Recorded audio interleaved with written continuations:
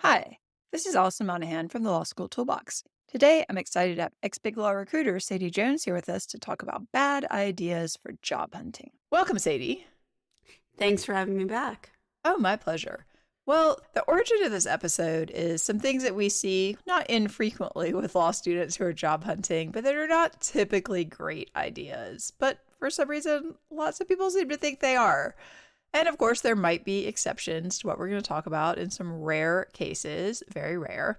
But generally, all of these things we're going to talk about are not going to help you secure a job. So, first up, one of the things we see a lot is wanting to have a resume that is longer than one page.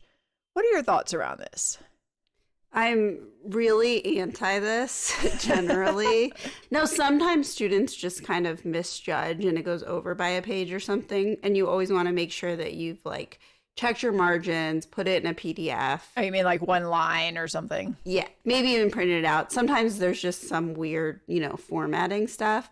But what I'm really talking about is students that go, 2, 3 pages or even a page and a half, anything over a page. Like you said, I think there can be rare exceptions.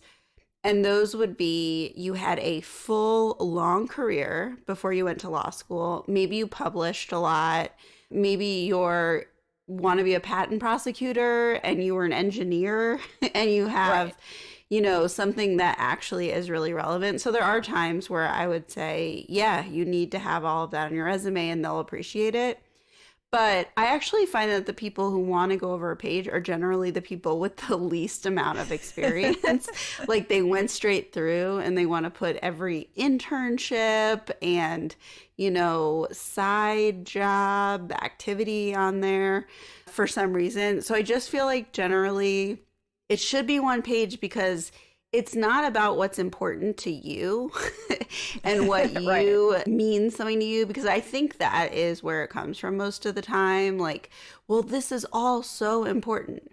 But the most important thing is that they read it and they read the whole Right. thing. And so what I found is people just glaze over after the first page. Sometimes they won't even look at resumes that are over a page. They'll just say, skip, this person couldn't edit.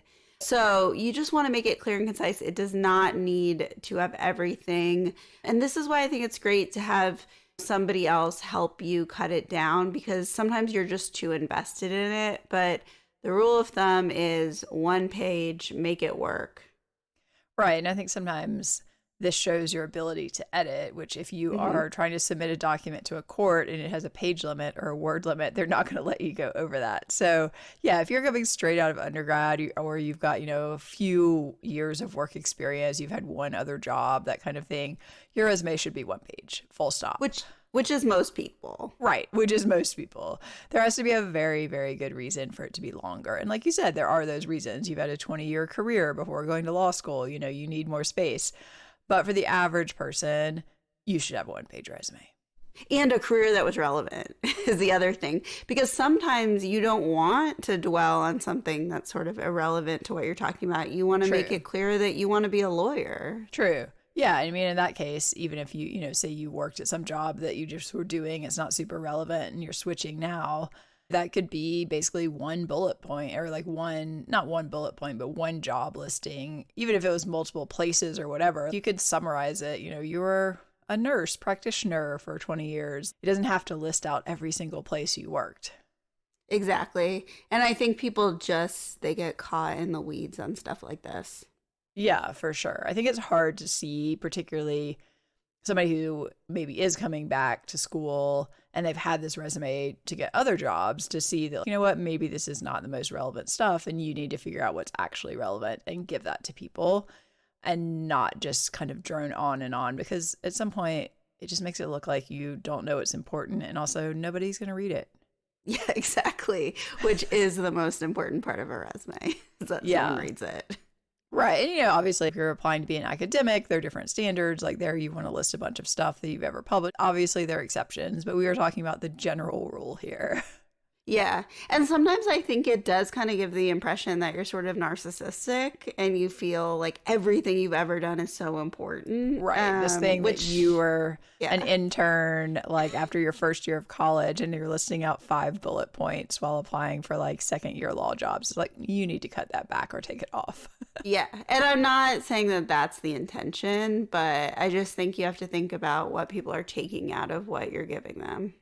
Right. And I think if you are applying, say, for academic roles and also non academic roles, you need to have 2 separate resumes because they're expecting different things. So some of this is about expectations and understanding the expectations of the role that you're applying for as well. Definitely. Even like if you're applying for a clerkship versus a big law job versus a public interest job, you may need multiple resumes. Right. So, and none of them should be more than 1 page. Yeah. Yeah. I'm not saying that would make that exception, but the things you highlight might be different. Right. Of course. The exception of your academic CV. That's it. Yeah. 1 page. Yeah. All right. Well, similarly, we see a lot of people insisting on having a super long writing sample, even after their first year, when frankly you're using like a legal writing memo typically. And I just don't think anyone wants to read all 20 to 30 pages of this. Yeah. So why do you think people are so resistant to cutting these down, and why should they do it anyway?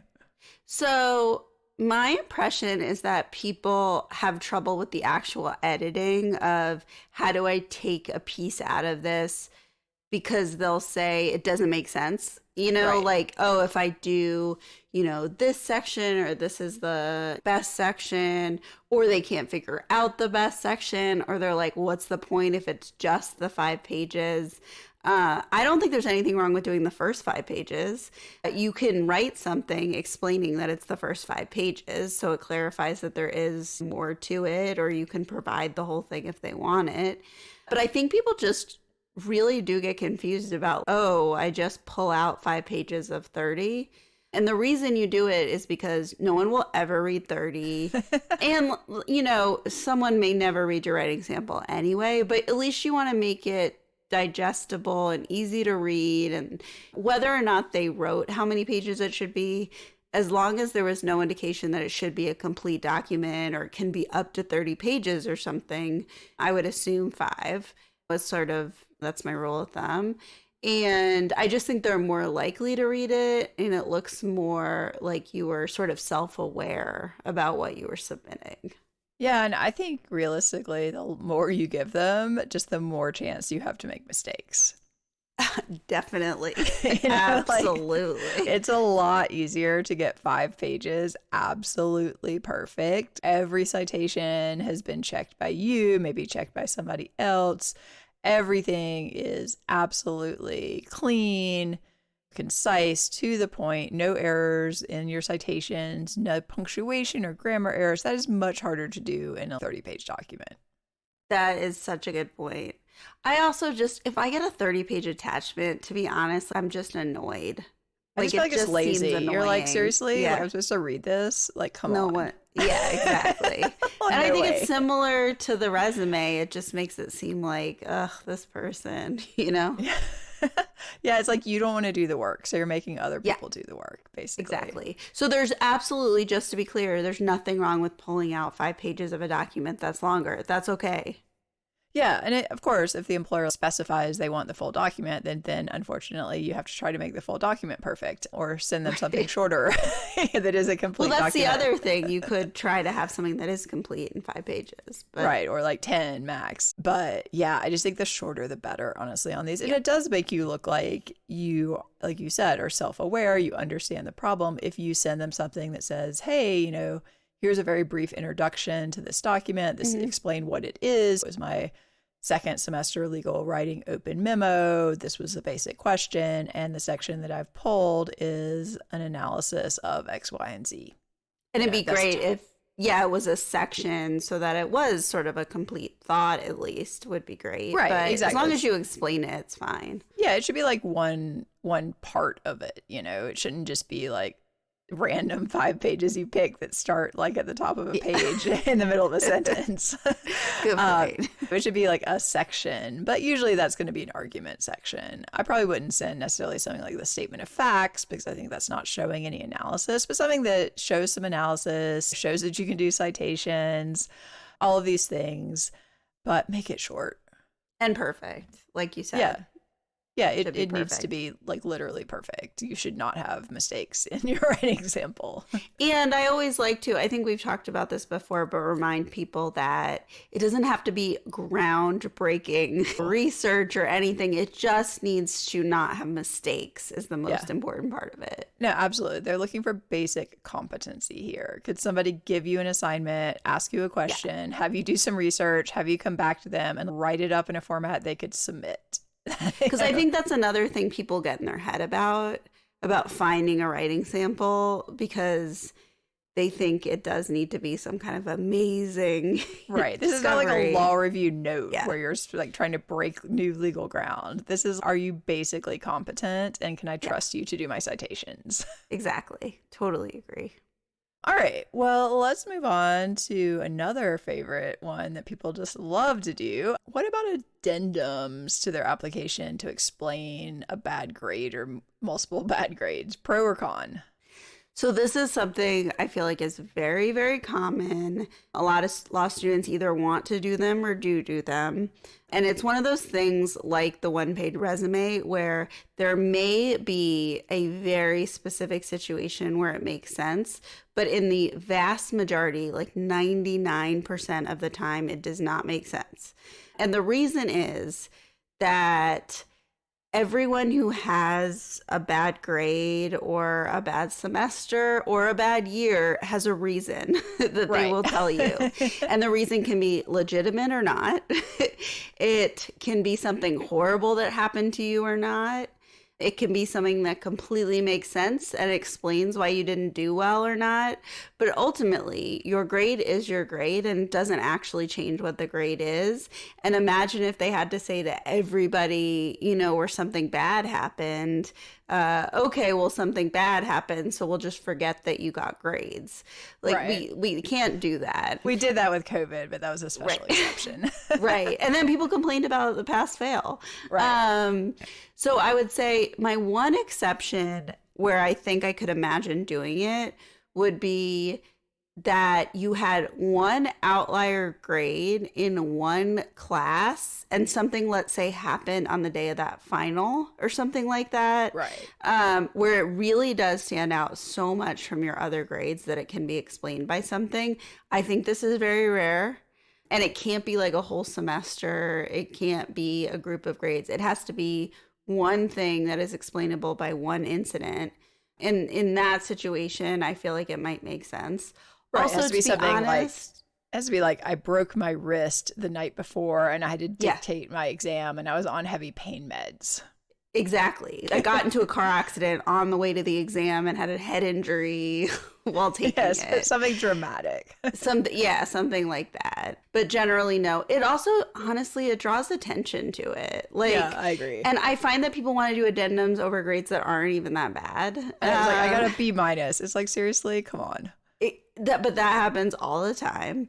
I also think the reality is if you had the whole year of bad grades because you had the medical incident, then you probably should have taken the year off. You know, like ultimately you decided to stay and you were willing to keep going with law school. And so if your grades suffered, that's like a decision you made, you know? Right. So that's how I feel about it. I feel like there's very little situations for that. Yeah, and I agree on the drawing attention. Sometimes people don't even necessarily look at the transcripts. You know, it's like they may not be paying attention. Your GPA may not be on your resume. I mean, some schools, like the school I went to, didn't even allow us to put a GPA on a resume or even calculate a GPA. So if people start sending addendums like, oh, I'm so sad about this B- I got in contracts, let me tell you all about what happened. It's like, no one was even looking at that. Exactly. And if they want to ask you about it and you talk about it in an interview, then maybe you have a short explanation that you're going to explain. You should. Yeah. But if your GPA is way far from their GPA cutoff, like no explanation of a family member died or I had to have surgery is going to make them say, oh, okay, we're just going to forget about our GPA cutoff. Right. Like they it's can't gonna do be like, that. oh, that's sad for you. Yeah, exactly. You still don't have the grades we're looking for. Next. And I know, I feel like it sounds cold if I say that to someone, but I just want to be honest. Yeah, I think there's, like we've talked about before, there's a certain amount of leeway. If their grade cutoff is a 3.5 and you have a 3.4, sure, that's maybe possible. If you have a 2.5, they're not hiring you. Sorry. Yeah, and it doesn't really matter what the reason is. So Right. that's my feeling about it. And for some reason, everyone wants to write these things. Yeah, I think people just want to explain themselves, but ultimately it is what it is. Yeah. And to follow up, if they do ask you about it, which they may or may not, but let's say you get through the initial and then it comes up in an interview, please make your explanation short.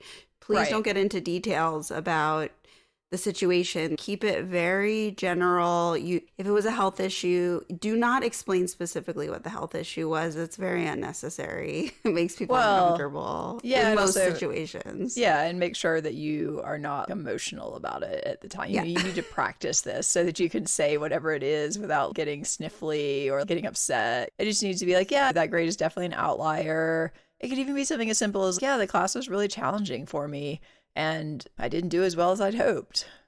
And I love when someone says you made some kind of effort to improve. Like, I had trouble with this area, and so I worked on it or something like that. Exactly. It could be like, well, this class was really challenging for me, but I want to make sure that I understand the material, so I'm taking an advanced level class next semester.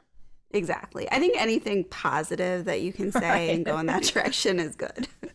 Yeah. Or if there's a legitimate, like, I had the flu before the exam and, I probably should have postponed it, but I just wanted to get everyone in the room sick. But I've had people go into like kind of crazy detail about a surgery or someone was talking about a medical device. It was just like, I don't need to know this. Yeah, or in my case where I cut my finger and had to dictate everything for 2 months. That would probably have been a legitimate thing. But about, I stabbed myself with a butter knife. They don't need that level of detail.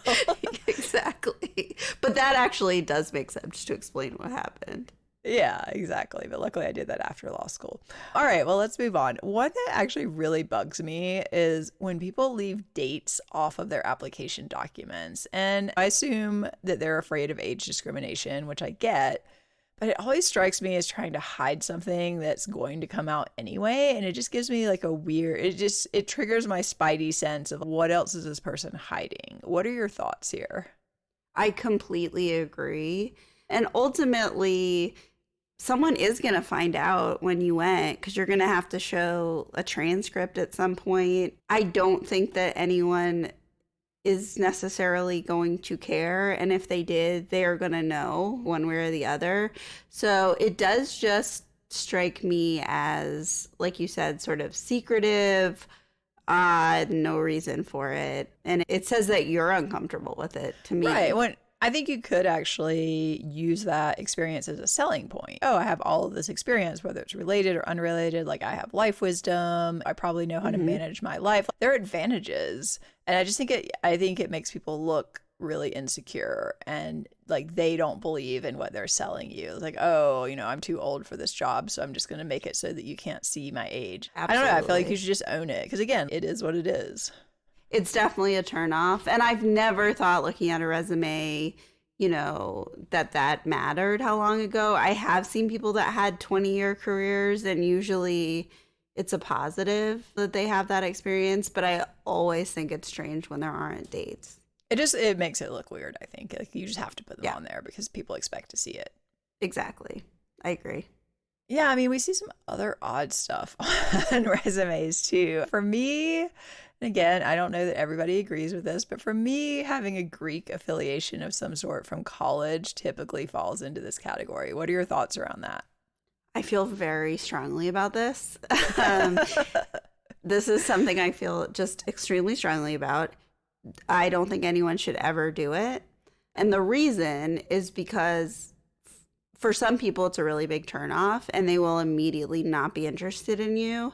There is the chance that someone is really into it and you're like in the sorority or fraternity they were in, and somehow it will be a positive. But I think the chances of that are so small, and the chances of annoying someone with it or them making judgments about you or wondering why you put it on the resume is just fairly great.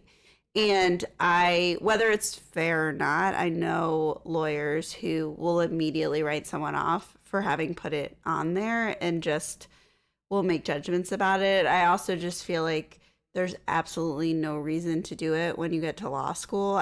Even if you were in some kind of position of authority in the sorority or fraternity, which it's like, well, whatever. I think that is why people do it, where they're really proud of it. Just don't do it. There's no need to ever do it. I feel this across the board 100%.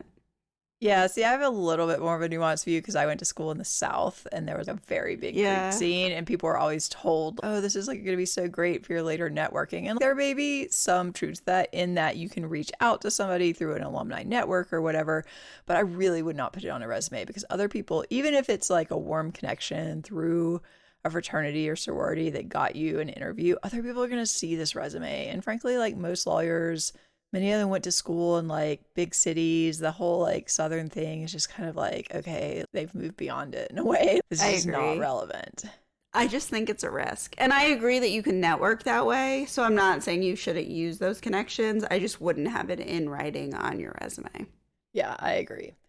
All right. Well, you kind of alluded to this a little bit earlier, but let's talk about people who think they're somehow required to include every single job they've ever had, even if these jobs are old, they're not relevant. What are your thoughts around this? Bad idea? In most cases, yes. Yeah. Now, agreed. Let's say that you can't fill up a page. That still doesn't mean I would put some random job you had in high school during the summer on it. But then you might include anything you can just to fill up the page, because there are people like that. Right. But generally, you're not lying if you don't include everything you've ever done, or right, like, I was a lifeguard. Do I need to put that on a BigLaw resume? No, no one cares that I was a lifeguard. It was a position of responsibility, but still, I was a lifeguard. I was 16. It's fine. I think some people do think it's somehow dishonest. It's not. You don't need to put everything. Putting something on that you didn't do is dishonest and not okay. But not putting everything on is completely fine. And we all have to make edits for space. In the same way, you don't need to describe everything you ever did at every job. You have to shorten it. You have to cut it. I'm going to put the most stuff or leave the most on that's the most current and usually related to the law. And then some of the older jobs, you're going to start having to cut things smaller. So yeah, that's not dishonest. There's nothing wrong with it. You want to make it the most relevant also for the job you're applying to. Yeah, I would say current legal jobs get basically 3 bullet points, and then you start removing bullet points as you go back in time. I also think some of the older jobs, I'll just say, don't even do a bullet, just do a sentence. Right, exactly. Eventually there are no bullets. Yeah, eventually someone it's just the title. had asked me about that. To me, bullets are like 3 to 4. Or maybe 5, but once you're going below 3, I would just, opinion. Yeah, probably. There are people who have short resumes that need to fill up the page. No, of course. If you need to fill the space, then put 5. But yeah, I agree. That's a lot. And also, if you really need to fill space, you need to get involved in a pro bono project or something so that you actually have something you can talk about. Make it relevant. Oh, another thing is that I think in order to keep it to a page, people go crazy with the small font and the no margins. If it's not readable, then it doesn't matter. Yeah, you shouldn't have a 9-point font on your resume. Yeah, I'll just say I cannot read this, so you're just going to have to make cuts. Because if they physically can't read it, there's no point in having a resume. Yeah, and you have to think some people reading it may be older than you. They may have poor eyesight. Like when people get older, it's harder for them to read like very small font, and they complain about it. So I would probably say to a few people, is this readable? I would ask a few people what they think. Yeah, I think you've got to use a reasonable font. If you're stretching it down like super tiny, I mean, there are some things you can do with spacing and things. Maybe instead of 1 line spacing, it's 0.9 or something. Stuff like that can look okay and not really be noticeable. But at a certain point, you really should just take some stuff off. I agree. And sometimes you have to take something off that you thought you wanted on there and you cared about, but you still have to take it off because it's not the most important. You just have to kind of prioritize. Yeah, absolutely. Well, before we wrap up, let's switch gears a little bit and talk about interviews. So sometimes people don't want to do these in person. If they have to get on a flight or something, somebody offers to fly them across the country and they don't feel like doing it, or they just don't have any urgency around getting something scheduled. This seems like it would be really frustrating for the employer, no? It really is. So I would say if they offer you an in person, you need to go in person. They're not just offering that to be nice and give you a free trip. It's always going to be better to meet them in person. You're going to get a better idea of the office. They're going to get a better idea of you. Now, there are situations where you can't go for whatever reason, or maybe they're doing it all virtually. But if there's an option to go in person, you shouldn't say no because you think it's a pain. I think you should try your very, very hardest Yeah. to be there. And generally, people schedule it where they're doing like a few interviews in the same city together. So the firms share the costs and it's easier for you. So obviously, you should figure that part out. But to me, that is the better option now when we're all able to see each other in person. I also think you want to get the absolute first available time. So you should plan to have the time free when you're going to be doing callbacks. And the fact is that spots fill up and that even if they liked you, if their class is full, they're not going to be able to give you an offer. So it is always best to take the first available slot. Right. And I think particularly when it's a virtual sort of thing, like you should not Yeah. wait like weeks to schedule that. Of course, if there's travel involved, that can be a little more complicated. But if they're like, oh, yeah, we'd like to do a screening interview virtually, here's our calendar, you should get on that calendar as soon as you can. And I know that people get nervous, and I think that is where that comes from, like putting it off because they're worried. Just, you got to get it over with. There's no point in waiting. Well, you want to look eager. You don't want to look Yeah. like somebody who like can't be bothered. You know? Exactly. Like it should feel like it's a priority to you. And you should make it as easy as possible on them. So what they offer you, try to make it work as best you can. Don't be difficult. Yeah. Say you're on the West Coast and you're interviewing with like an East Coast firm and they offer you a slot that maybe is 7 or 8 a.m. your time. And you're like, oh, I don't like getting up early. Get up early. Yeah. Just do it. I will never forget somebody who, I think it was 12 years ago, rebooked their flight twice and then canceled. And we had to eat the cost of all of that. And I will never, ever forget them. Like, Well, there you go. Don't piss people off. They'll remember. Yeah. All right. Well, after your interview, what about thank you notes? Are these a good or a bad idea? Because I know some people are sure that they're required and they get really worked up about how to do it. Should it be paper? Should it be email? When should I send them? What should they say? What are your thoughts around this? So, and I am totally fine with someone having a different opinion because I do think this is an area where people just feel strongly one way or the other. And I don't think there is a right or a wrong. I'm generally anti, for the same reason you were talking about with the writing samples, the long It's just writing an samples. opportunity to screw up. Yeah, it's an opportunity that you brought on yourself because they are not required, just to be clear. And I have seen it. I've seen someone almost lose an offer over a poorly written thank you note. Or Whoops. referring to the wrong person. Yeah, I've seen that. I've had people write them to me when I was interviewing and they like reference something we didn't talk about. And I was like, ooh, lack of attention to detail. Wouldn't have So thought you were bad, but dangerous. now I do. Yeah. So Let me I mean, send a little update to my assessment of them. Well, I did like them, but actually now they send me a thank you note with the wrong information. So we might want to think twice about that. And that has happened a handful of times I can think about. So the reasons I think you would send one are that you really did make a connection with that person. So there's no question that you're writing what you talked about. The right person. Yeah. Let's say that you did 20 screening interviews and you really like this one person you really remember. So I can imagine that.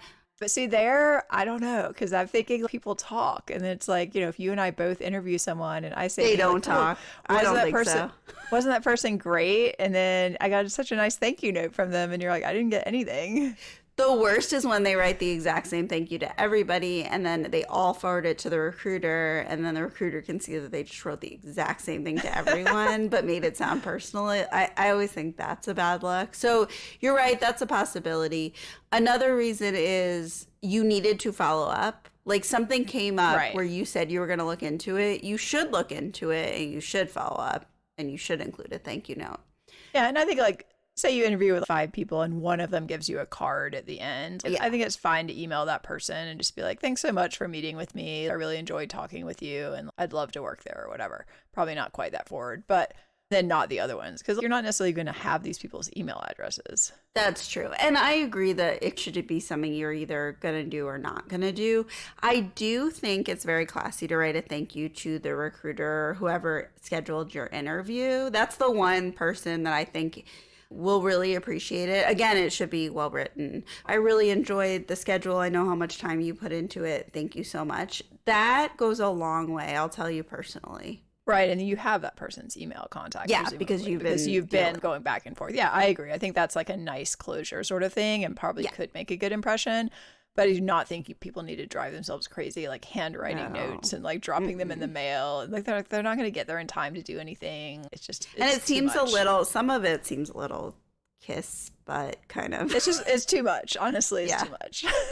Yeah, but I totally understand that for some reason people have it in their head, and maybe they grew up where their parents said you had to write thank yous to everyone. This is not, someone didn't give you a present. Exactly. Else. Yeah, no, but I agree. Writing the recruiter, I think if you feel like you want to do it, that's a very good option. And just say something nice, like thank them for their time and say you really enjoyed meeting everybody and the schedule was really great. And, thanks so much.